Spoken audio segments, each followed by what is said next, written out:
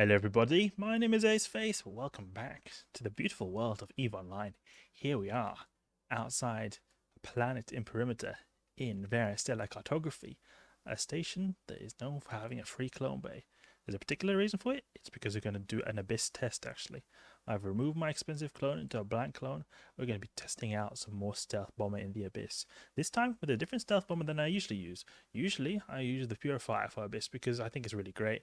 You can do the electrical sites really well because it does natural EM damage. It's good in the electrical sites. But I wanted to give a little bit of a go with a different type of stealth bomber, and that is the Nemesis. And there's a particular reason why I wanted to go for the Nemesis. It's because, well, one is that many people have asked me, but then also because they had an offer that you could get these suspended skins in the store. So I really like the look of these skins, and I think that for me, appearance on my ships is a very important thing. So that's why we're gonna go and get into the Abyss. Let's warp right here. We've got like a Gnosis right here who's red. It's not nice to see, so we might just use the cloaking device here. I've got a cloaking device. I was able to fit this Covert Ops cloaking device. It's nice to see. But we're going to be doing T1 Firestorm Abyss sites. It's actually quite a good site to do in terms of cost because it's pretty much, I think it's the cheapest Abyss filament you can at all get your hands on. But I mean, not that that really matters because T1 Abyss in general, doesn't matter what filament you're doing, the filament cost is always going to be negligible compared to what kind of ISK you earn. It doesn't really matter in that regard. There is a bit of a problem with this setup compared to the Purifier setup, and that is that it's the capacitor is not as good. The capacitor is way better than the Purifier, and that's because the Purifier has the ability to do the electrical sites really well. And there you have increased capacitor recharge. Right here, when we use our armor repair, it's going to run out very quickly. So it might have even been an option just to go with like a medium shield extender or something like that. It might have just been a better option to do with that. But either way, we're going to try this. Let's see now. Aegis, I think, should go for them. We've got the dual target painters as well. So we're going to be applying hopefully pretty decently. And we've got some quite a big degree of application modules. Bayloading Accelerator, Rigor, and Ballistic controls and the 2 target painters just to be able to fill that the extra mid slot right there. I was a bit unsure otherwise what to put here, and we're getting some fat hits on this guy. It's really great to see. I think it'll be enough right there. There we go, and we go for this guy right here. Just blitz around in our Nemesis. Let's go get to the bio combative cache. See if we can pull a little bit of range from this guy because I think the hits are not as good. Yeah, there we go. Dual target painters is actually quite serious business right there. You really apply really well. The dual target painters. Do we have rage? Yeah, we have rage because that could be good for the Rogue Battleship. We'll just destroy that ship. Absolutely annihilate it. I think we have 700 DPS with the Rogue Battleship. Just trying to get a good path right here to sort of get our missile explosion to land in the right direction. There we go. Popped. Okay, great. We're not actually fully cap stable even with the MWD on, so it's quite unfortunate. That's where I really would have liked it to be that at least okay we're cap stable with the MWD on, but I mean with this armor pair we deplete our capacity in just a matter of seconds, so it's not at all nice right here. It's just the way it's going to have to be. We're going to have to try to make the best of the situation, and we're landing some fat hits right there. Look at that damage right there. 2k volley. What's the damage here? 4,000 is the total potential volley. So okay, it's not actually that great. It's half of our damage is being used on the FE Altus cruiser. We have 513 DPS, so it's like if we've got 260 or 250 DPS, it's not actually a whole lot. Let's just rep up our armor to full. That's one good thing about this is that we're getting a bit of a buff to our armor HP in the Firestorm site. That's one good thing right there. Okay, next room, let's go. See what we've got here. Let's see what the Firestorm site sends at us. I think that we will have problems with the Angel Wave because there we'll probably have to use our armor repair for an extended period of time, and that's going to be a big problem because I mean this thing cannot use armor repair for like at all. Like you saw there, and I was just using it for a small amount of time. With the Ephialtes guys, just my capacitor is already just almost completely continued out. So it could be an option to put like something like a medium shield extender, I think, just to get some extra buff in instead. But the issue is that I want to be able to use the MWD without running out of cap. And if we don't have a cap battery, we will not be able to use our MWD for an extended period of time without running out of cap.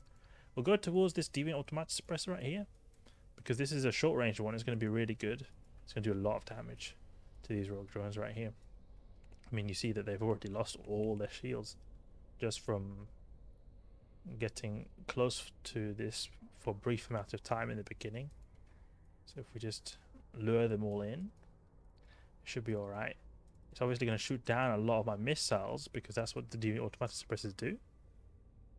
But it will be, the damage will, I think the damage will be better.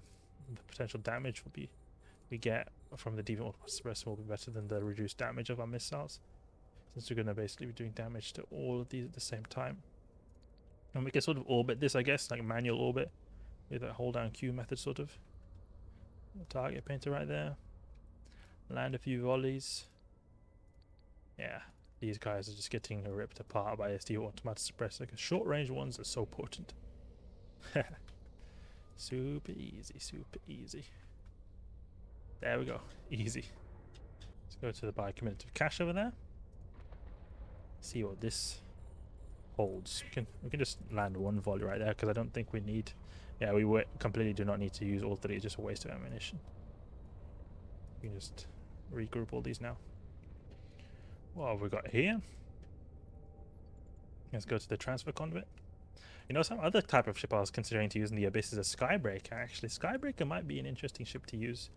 The only thing is that it's going to be really annoying in those battleship waves, but I think it might be an interesting thing to use because you can just blitz through these little small frigate waves very, very, very quickly. It's going to be really fun. See now what have we got here? Oh, Photic Abyssal Overmind. Let's just get some volleys in these frigates right here. And then we'll go with the Rage Torpedo. It's going to be a piece of cake. This guy is going to be so tanky in the Firestorm sites with increased armor HP. It's just the way it's going to be. What is it? Okay, 50% plus armor HP. Let's sort of orbit around here. Orbit a little bit. Come on, get some good volleys now. You get some good volleys. Come on, Nemesis, do your thing. It's 600. Yeah, we need those 600 volleys. Oh, we got a grazing shot from the Abyssal Overmind. There we go. Okay. And then we'll just reload to the Rage. Move, please. Move. Thank you very much. Nemesis deciding to just AFK a little bit. And I don't think we need the dual target painters, but I'm just going to use it. Maybe we could just use one. Save a bit of capacitor. 4,000 volley? Oh, that's a lot of damage. 4,000 volley. Just land one volley here. Can on this biocommutative cache. Biocombinative cache. Oh, we take some big hits from this guy when we just reduce our speed ever so slightly. Stop with the armor pair. Move forward. Move forward, please.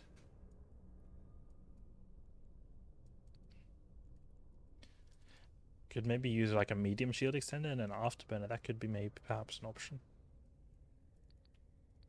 But then again, if you're going to use passive tank, you probably you'd want to go then for a gamma sight with like a hound, for example, because then you would get really good shield HP, and then also you'll get like the real benefits of the gamma sight. Like you're doing explosive damage, you've got reduced explosive resist in the gamma sight. You could actually try that, to be honest. I think a hound might be an interesting fit to use in the gamma sights. It'd be very interesting, I think. Faster, Nemesis, faster! Oh, taking a lot of damage. It goes down pretty quickly. Pretty quickly. The site completion time is not that great. 8 minutes. think we have to think too much about surviving ourselves, because it's hard to survive when your cap runs out so quickly. Do you guys have any suggestions to how you could make this fit better for Tier 1 Abyssal? I just think it's quite difficult to have like an active tank ship in non-electrical sites just due to capacity problems. Like a shield option could be good. I'm not sure otherwise how else you could do this. Maybe you could have a capacitor booster as well, because I used a Manticore with a capacitor booster at one point. Those are some options, like having a shield capabilities or have a capacitor booster perhaps to do something like this. Look, we go like this. Remove this, and then we put a capacitor booster, small capacitor booster. And then we could put like these charges in right here, maybe hundreds, no, 150s, no, 200s. Oh, not even 200s is enough. Okay, 400s then. So you'd have to put 400s to fully utilize this, but I don't even think that's going to be good because our capacitor is not even enough. It's not got enough space for 400 gigajoules. Gives 400 gigajoules, yeah, so it's a complete waste to use these. I may as well use 200s. If you guys have any suggestions, feel free to leave it down below. That's a bit of Nemesis doing T1 Firestorms. Doesn't feel that reliable compared to the Purifier, for example, mainly due to capacity issues. Also a bit due to slot layout as well. We're easily able to fit more DPS in the Purifier because of increased low slots. We have to use this Bayloading Accelerator instead, which is not as good as a Ballistic control system over here. So unfortunately, due to the nature of how this slot layout is I feel like the Purifier is overall better for T1 Abyss, and I think it looks better as well, but it's unfortunate because I think the Nemesis also looks like a pretty cool ship. But anyway, that's enough for now. Hope you guys enjoyed the video. If you did, please leave a like and subscribe. I'll catch you guys later.